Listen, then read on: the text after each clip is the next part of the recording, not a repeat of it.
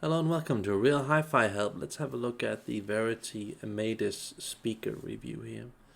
So here we have it, and that's, I think it's the piano black color. Some other weird color. I think this color costs extra to have it in the special color. There we see it. And here another color again. 47 inches. That's actually quite tall. It's a bit. It's a tiny bit longer. I think it's about 2 inch longer than a driver, a golf driver, golf club. So we have the family of Verity speakers here. Lohengrin, Sarastro. I think this is the Amadis one that I'm talking about here. Then I don't know if this is Otello or Parsifal Anniversary, and yeah, kind of goes down towards the fin model here at the end. So I've not heard this model a lot, but Verity is an exclusive and rare speaker brand that not many get to own, and I get a feeling that the Amadis is like the most rare and underappreciated model on the Verity market, when in fact that it's almost the very best in my opinion. Yeah, it doesn't quite have that high, insane resolution as the Sarastro. No, the Sarastro is the one with the ribbon tweeter here. You know, it has a bit more of everything, you know, detail wise. I just find that this to be a bit more of an organic, compatible type of sound. So so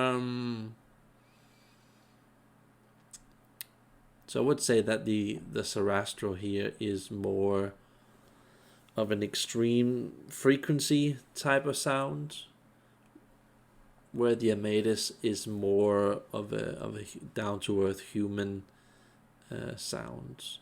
Personally, if I had to own one Verity speaker, it would either be Amadis or Sarastro. I think I would anyway go for the Sarastro, just because it just has that more frequency, more detail, a bit more of everything. But compared to the Amadis, the Sarastro can get a bit on the thin side, you know, and can freak out on normal transistor gear. So yeah, just so you guys know. So to me, it doesn't really have any shortcomings. What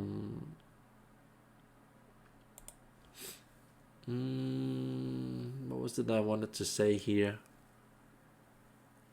Yeah, I kind of feel that it is still basically the strongest Verity model, even though it doesn't.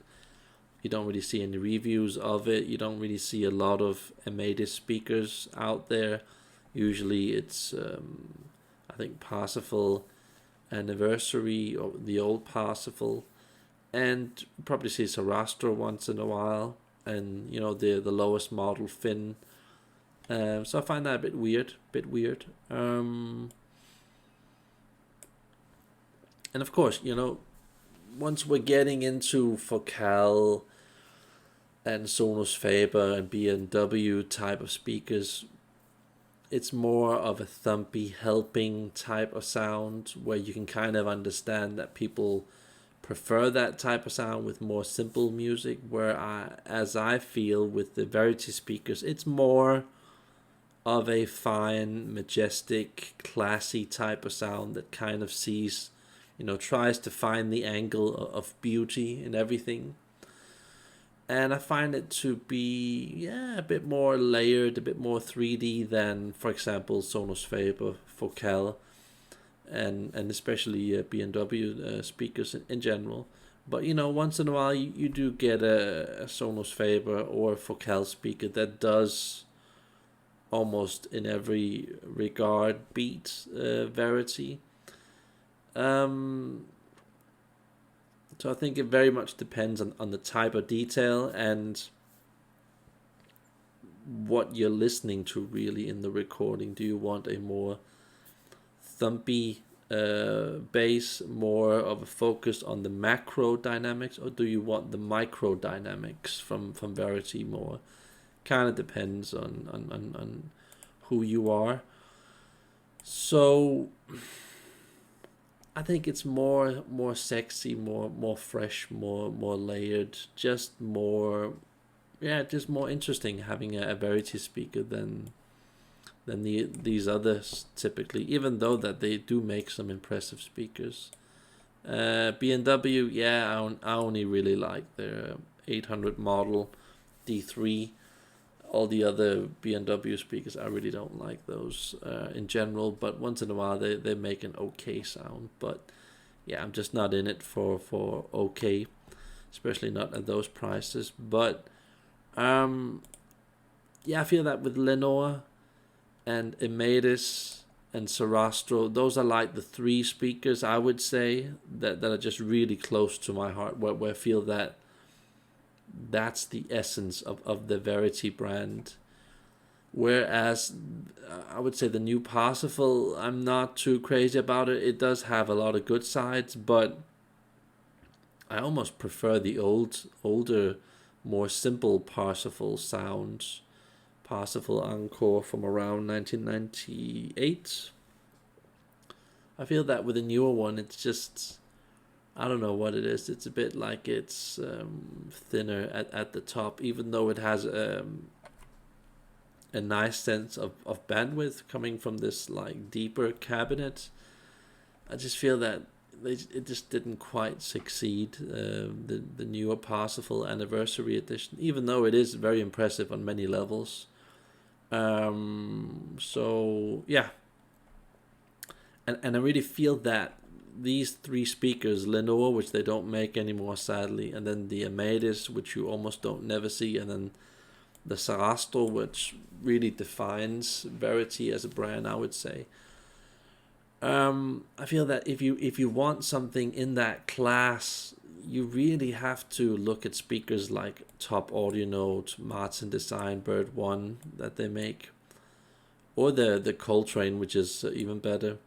And then maybe other, for me, there's really only like 5 other speakers, like the big Peak Consult Dragon speaker, or something like the Rockport Arrakis.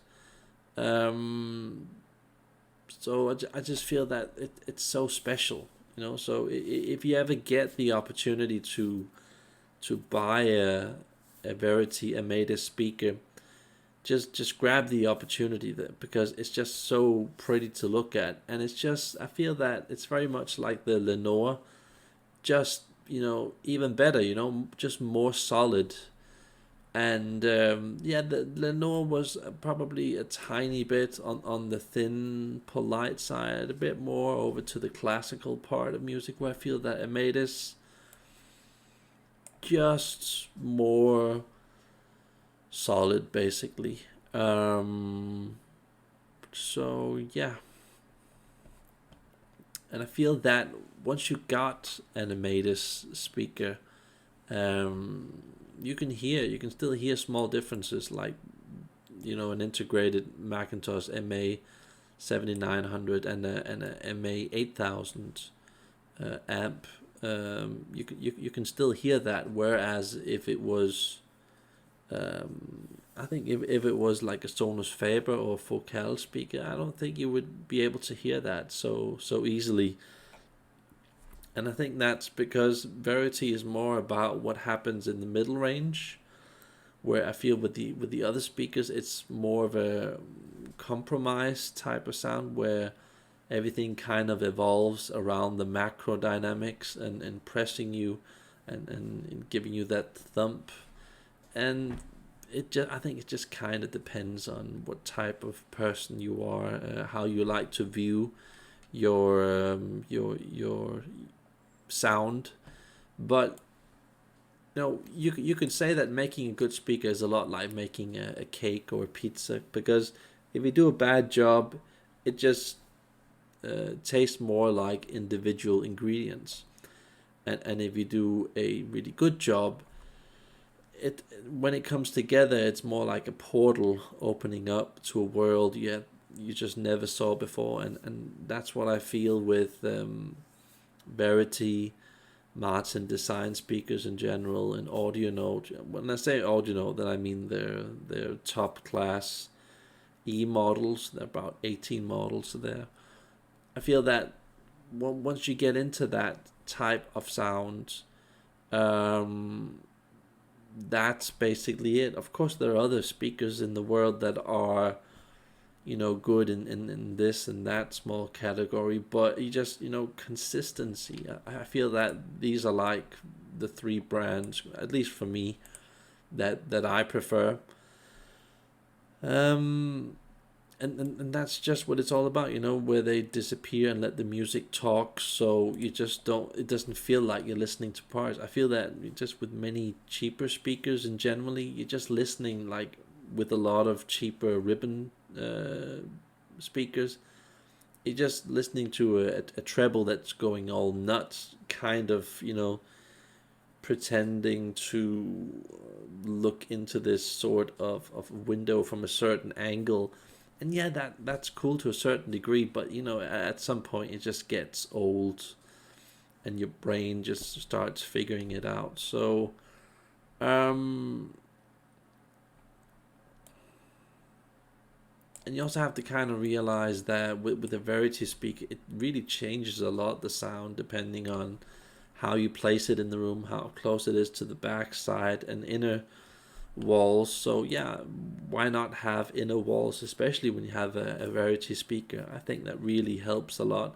And I don't think I've mentioned this before, but it's all about the space around the speaker when it's Verity.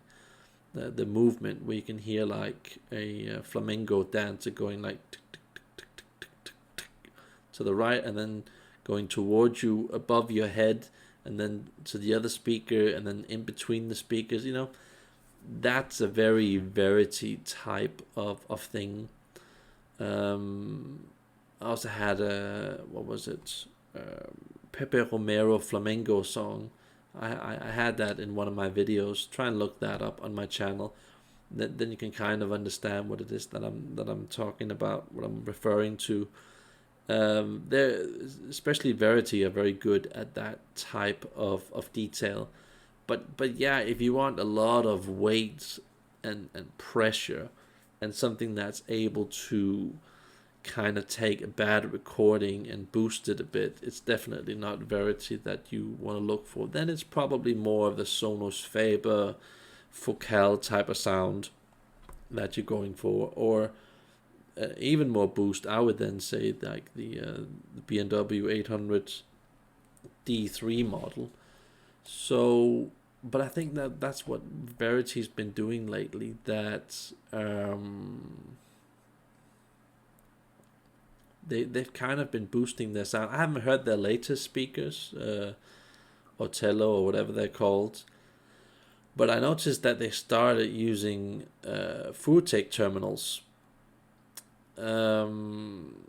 which for me is a bit alarming, because that's going away from the traditional Verity sound, more over to a boosted sound, and that could be good. I need to kind of hear that to really know if it is any good, but interesting. I like that they're definitely doing something different, so why not? Where was I going with this?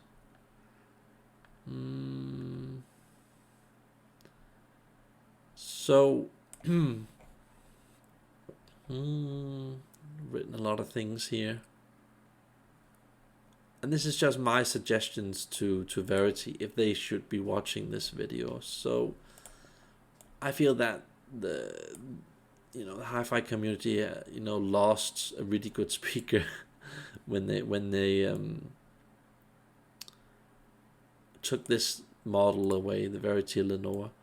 I think it really was one of the best speakers on the market. Yeah, it could have used a bit more pressure and weight in the middle tone. Could have been perhaps a bit more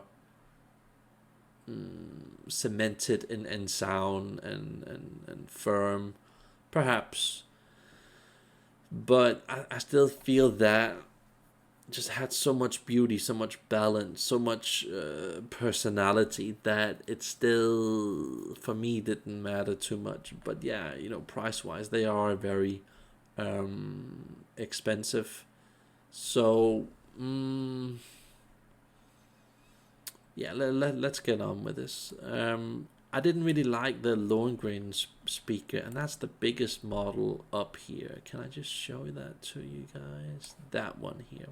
I feel that this one is a bit, like, to me, it isn't, really a successful Verity speaker. It does do a lot of good stuff, but I feel that there's just too many units at the front, too violent a unit at the back. It's a 15-inch bass driver. I feel that they should have kind of made it wider and reinforced the cabinet. And I'm not really sure what they should have done here. That probably would have been okay if they made it a bit wider and reinforced it. So I just feel that they could have done a better job on that speaker. I feel that it lags a bit behind, and considering that it's basically the second biggest model that they've actually made a bigger model here that's not in the picture. I feel that it just would be very cool if they could make a model between those two, the Sarastro and the Lohengrin. The Sarastro here and the Lohengrin. I want to see like an Amadis bigger version, more reinforced cabinet, the size between this Sarastro and that Lohengrin, just like here, that would be cool. And probably with a double drive unit on, double bass. And it would be very refreshing to hear a Verity with a 7-inch middle range, or maybe even an 8-inch. That would be cool, so we have more pressure and less of that, I wouldn't call it a polite mid-range, but it has a tendency sometimes to be a bit polite. So I would like to see that. And yeah, again, if they could just try and do that with VBT Silver terminals, or even better, Audio Note Maishu terminals, that could sound really cool. Yeah, it'd probably have to be like 25-50% bigger. And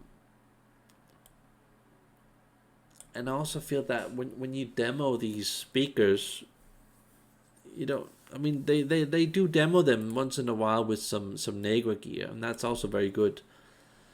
But I feel that in these local shops, when I see them there, they typically put something like Audioflight on it, or Classy, or I don't know, some random Mark Levinson, and I just feel that that's an insult to a Verity speaker. You kind of need something like Negra VPA monoblocks, or something like a Bob Carver 180 monoblock set with an Audio Note M3 preamp. I just feel that like this is the winning combination to all the Verity speakers. Why aren't more people doing that? I'd like to see that. I'd really like to see that. And again, this big, almost secret with Verity speakers that no one really is taking advantage of, and that's the fact that if you just bypass the connectors at the top here, see, if you remove this thing here, so normally you just put like a single wire speaker cable, but if you instead do this, remove this thing, single wire speaker cable, an identical single wire speaker cable here, only here, and then put that on the same terminals. Okay, so this probably goes to like the Spade terminals, great, and this cable here goes into the same terminals but is banana, so you have two connected to the same terminals here. You get a much better level of pressure and naturality from the mid-range when you do that. And I feel that, like, why aren't people doing this? Why it just feels so stupid that we have to listen to Verity speakers with the connectors. I mean, because that's a totally different speaker, really, connectors, compared to two identical speaker cables. So why aren't people doing this? Because you just get it just feels almost like the depth of the cabinet at the mid-range here that supports the treble and the mid-range. It feels almost as if it gets, twice as big, so why not do it? Because it just gives you much more power and control. It's because I just feel that when you do that, you get a speaker that feels more this size instead of that size. So I would like to see more people doing that. That would be so cool if they could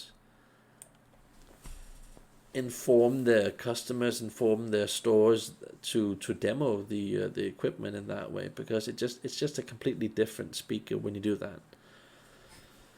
And it would actually be cool if they went back to the old Verity Parsifal Encore model. That's where you could take the back here and like turn it around and flip it so it faces the front. That would be really cool.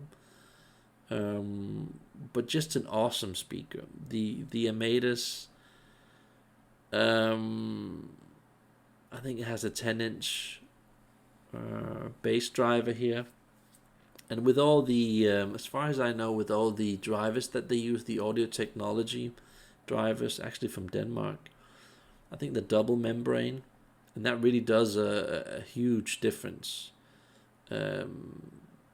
compared to the just the standard stock audio technology single layer drivers that you can just buy and put in whatever speaker that you want to make yourself.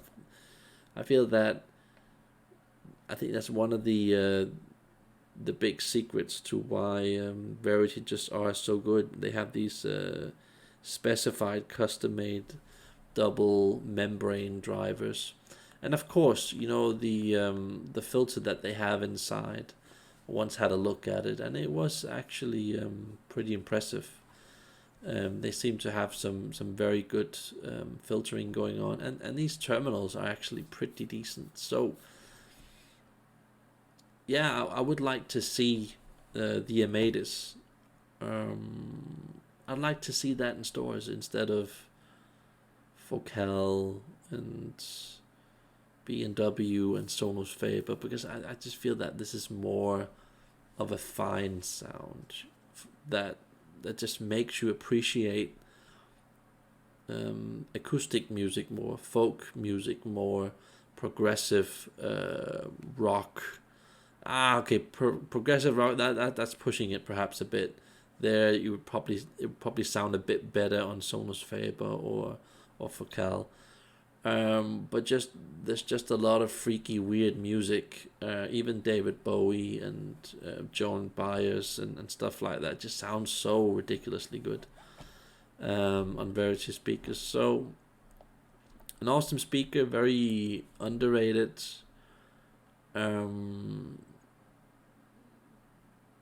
Beautiful to look at. I mean, these pictures just doesn't do it any justice. Beautiful to look at. Also together with the Lenore, beautiful in a slightly different way.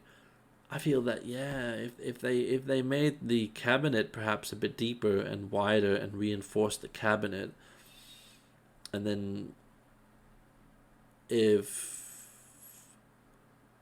you just as a standard used two single wire speaker cables, just get rid of this thing here which thins out the sound.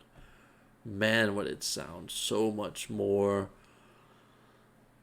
big, powerful, and robust and organic, and that would be really cool. And by the way, these new basses that they created, they actually do help quite a bit compared to having these metal feet in the olden days that they used. So that I think that was a good move from Verity. But yeah, just an awesome speaker. I almost, If there was room on my top 10 list, I would probably put this on there, but there isn't quite room because of all the other really good speakers that are just a bit better. So I would put this in my top 20 lists. I would put the Verity Amadis there. Just an awesome speaker. And you know, you might feel a loss not having owned the Verity Lenore. You could still get the Amadis and order it from, I have no idea how much this thing costs, but I think you can save quite a bit if you live in Canada. I think you can get some pretty favorable prices there with Verity, and perhaps also in the US. I really don't know. But I feel that as soon as they come over to Europe, they get quite expensive Verity speakers, and that's perhaps one of the reasons why we don't see so much of them. I don't know. Just an awesome speaker. That's, yeah, I feel that we should kind of get this back in the normal stores, so we don't constantly have to be exposed to all the normal brands. I mean, the normal brands are fine and all of that, but this is where it starts becoming top class, and you're not listening to boosted sound effects. You're digging deep down to the bone, and you're getting all the excitement, the drama, the movement, all the tiny bit of details. And even on gear like Kondo Audio Note sounds awesome, you know. But yeah, you kind of need to go with the bigger models, even if some of these speakers are around 91, 93 dB. I think the Lohengrin is like 95 dB efficient, but I still think that you have to go with some Audio Note monoblocks to power Verity speakers up generally for it to really sound proper. Yeah. So that's probably a good idea to do that. Yeah, that's me logging off, and like and subscribe if you can. Bye.